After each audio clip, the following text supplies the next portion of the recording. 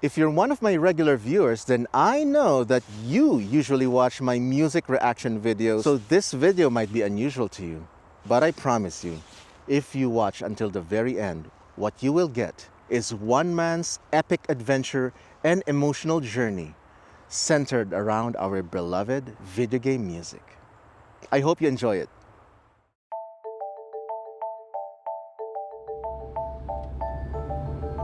I left the Philippines and migrated to the United States in 2017, abandoning a lauded career as a film composer, Composer, arranger, and musician Diwa de Leon. Diwa de Leon. Diwa de Leon. Diwa de Leon. Diwa de Leon. Diwa de Leon. chasing the dream of a career in video game music. But how does someone even begin to dream of that? How do the places we grow up in, our early experiences, and the sounds we hear shape who we become? In this video, I attempt to find the answer. This is my video game music story. Coming back to Manila felt a bit like flipping through an old photo album. Every scene reminded me of the familiar comforts of home, the sounds, the sights, the pace of life. But just like an old album, it's not the whole picture anymore. Hi, I'm Diwa, also known as Lionmight. I'm a composer, violinist, and lifelong fan of video game music. When I first started out, I was creating video game music covers and music videos on YouTube, celebrating the soundtracks I love and building a small community around that passion. But as YouTube trends evolve, I started including video essays, reactions, and deep dives into the musical elements that make these soundtracks so powerful. Leaving the Philippines was a huge decision and terrifying. As I boarded that plane, these questions echoed in my mind. What if I fail? Would I face the flight of shame back home? And most of all, is my passion for video game music strong enough to carry me through? It was time to find out. As I reflect on my journey, now at the 7th anniversary of this adventure, from growing up in the Philippines to building a career in the United States, I keep coming back to one question. How does one become a dedicated fan of video game music? Is it simply about playing the right games or hearing the right melodies? Or does it run deeper? What kind of person has the audacity to dream so big that they abandon 37 years of life, a career, and everything they've built just for video game music? This question isn't just personal. It's shaped by culture, access, and the opportunities we have to pursue our passions. Growing up in Manila, where consoles were a luxury and gaming culture took on its own unique forms, my experience with video game music was shaped by circumstances very different from what I see in the US today. My recent trip back to the Philippines brought this into sharp focus, offering a front-row view of how gaming and the music that defines it takes on different meanings depending on where you're from. When I was about 7 years old, the family computer, our version of the Nintendo Entertainment System or NES, introduced many Filipino kids to the iconic sounds of Super Mario Bros., Rockman, and Contra. It was a cultural icon, bringing the magic of gaming to neighborhoods everywhere. And sure, other consoles like the Game Boy and the Sega systems had their time in the sun too, but it was really the family computer that became a cultural icon for us. I can never forget the moment I became a lifelong video game music fan, and that is when I reached Kakariko Village in The Legend of Zelda: A Link to the Past for the Super NES. I just had to put down my controller and just listen to the wonderful composition by Koji Kondo.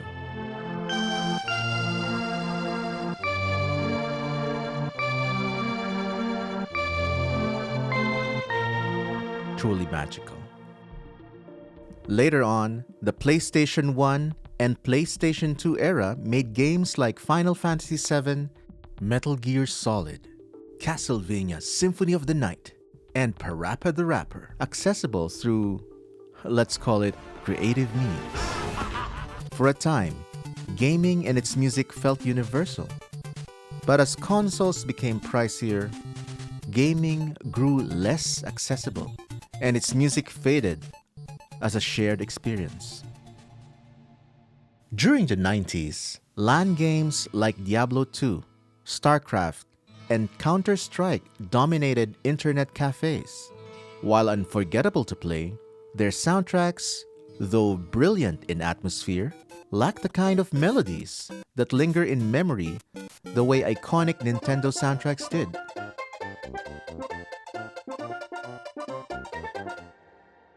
Then, in 2003, from the realm of PC online gaming, Ragnarok Online swept the Philippines, sparking an MMO craze that defined a generation. With its charming visuals, shared virtual worlds, and of course, unforgettable soundtrack, created a cultural moment. Songs like Frontera's theme became etched in the hearts of players, evoking nostalgia even today. I was all in, organizing guild meetups, co-leading a 400-member guild in tournaments, and making lifelong friends. Those bonds, born from dungeon raids and epic battles, remain some of the most important connections in my life.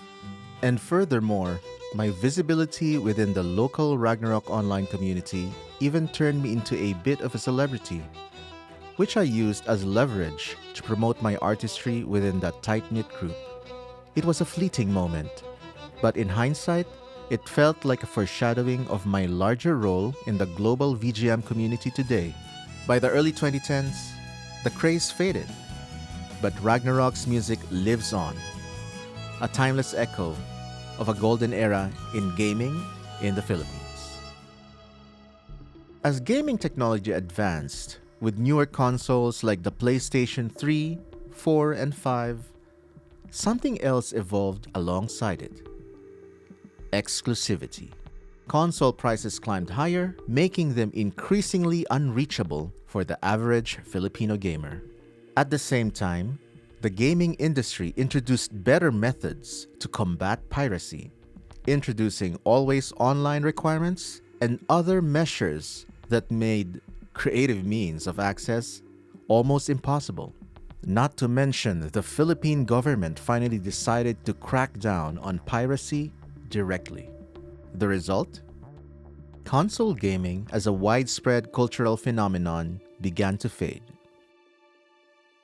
Without the accessibility that defined earlier eras, the days of gaming uniting entire neighborhoods or becoming the talk of classrooms were slowly replaced by smaller, more isolated communities of console enthusiasts who could afford to keep up. And by this time, mobile gaming with its popular free-to-play models was rapidly gaining a foothold in the country. For many, console gaming had transitioned from a shared cultural experience into a niche luxury. And any hope for a cultural explosion of such iconic console-based video game music in the Philippines died with it. Most regular Filipinos know the Super Mario Bros. Theme, and that's it. Meanwhile, here in the United States today, entire orchestras are dedicated solely to video game music. In Maryland alone, where I'm based, there are 3 VGM-focused orchestras. Across the country, there are likely over 20, plus countless duos, trios, and full bands devoted to performing music from games.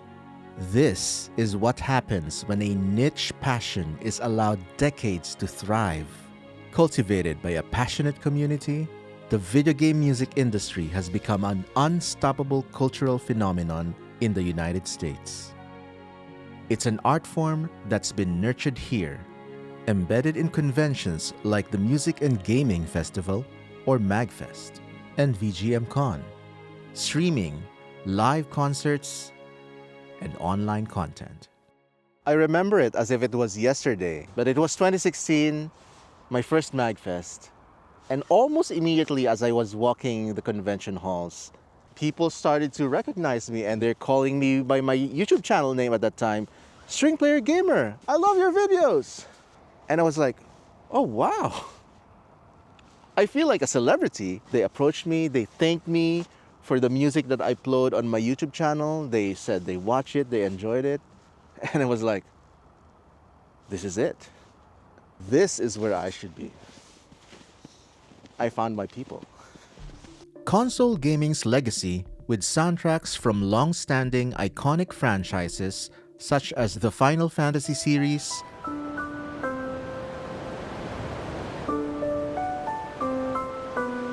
Legend of Zelda,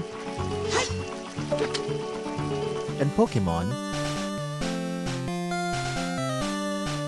which have been integral to gaming for decades, has fostered a very dedicated crowd, one that has grown alongside the industry and often has disposable income to spend on VGM cover albums, vinyl, tickets to live performances, and artist merch.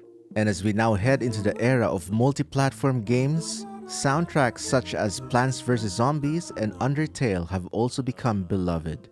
If we consolidate statistical estimates based on available data, the USA has 61% active gamers. That's about 190.6 million people actively play video games, with many engaging deeply with console-based titles that feature iconic soundtracks.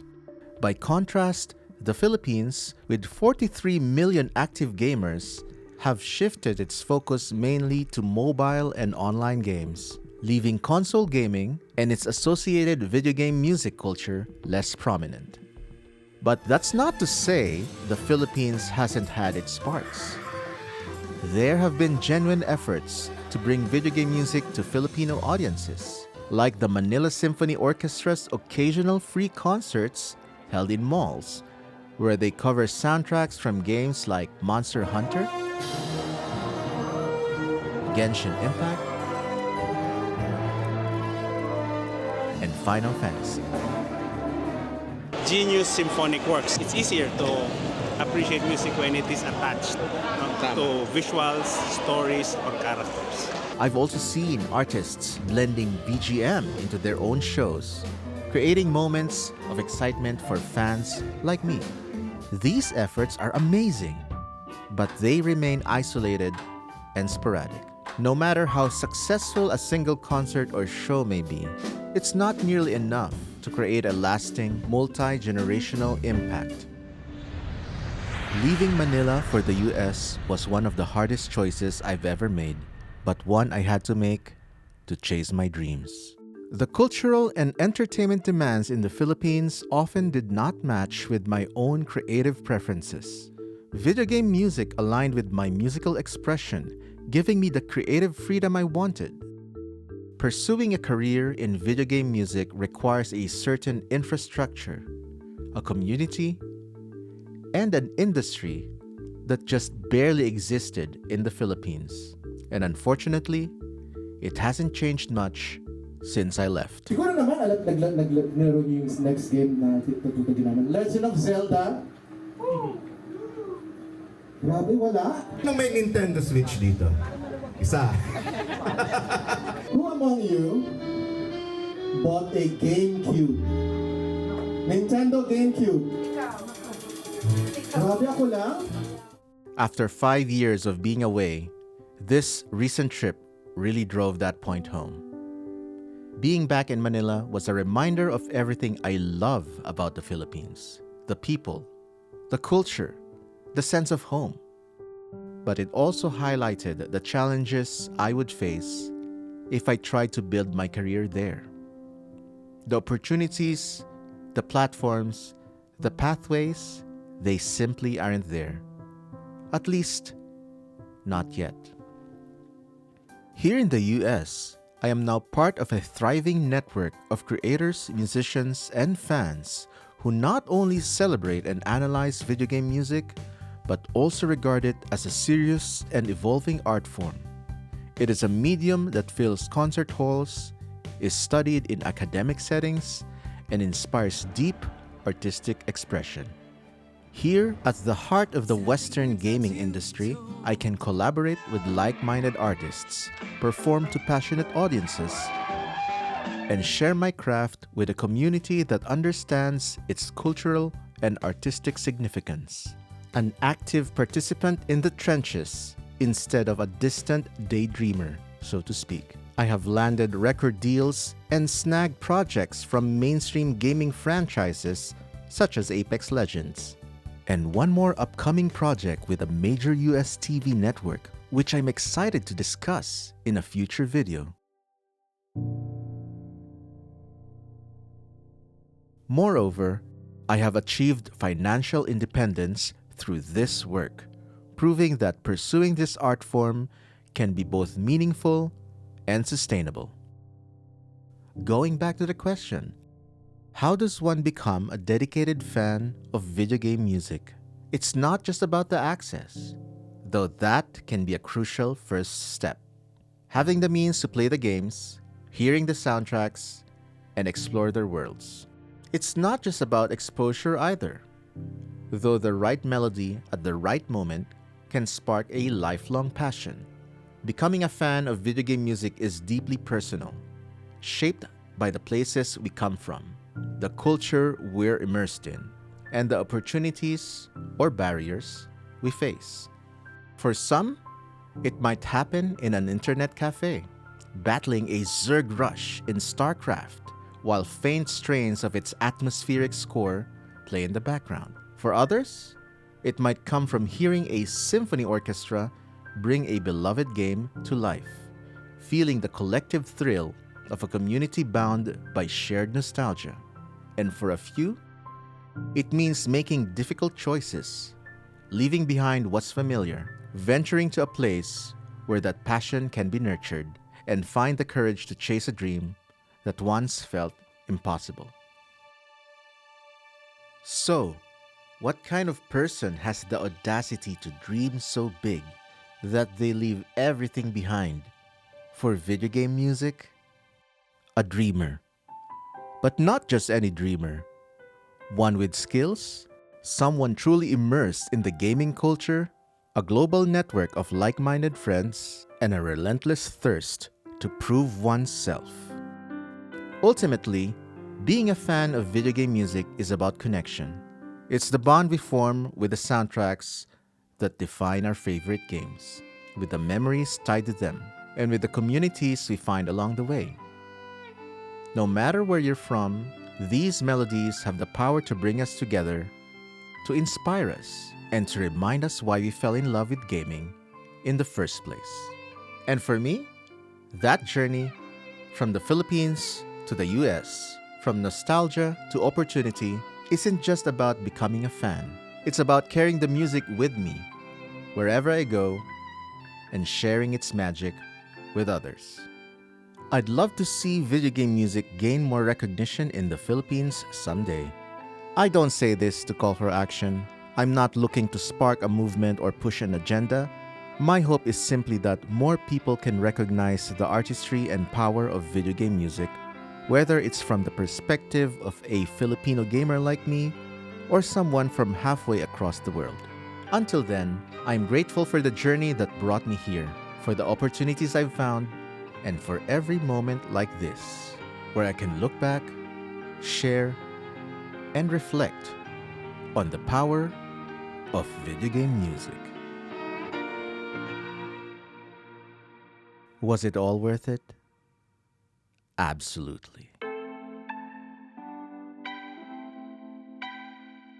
And that is my video game music story. Now it's your turn to tell us yours down in the comments.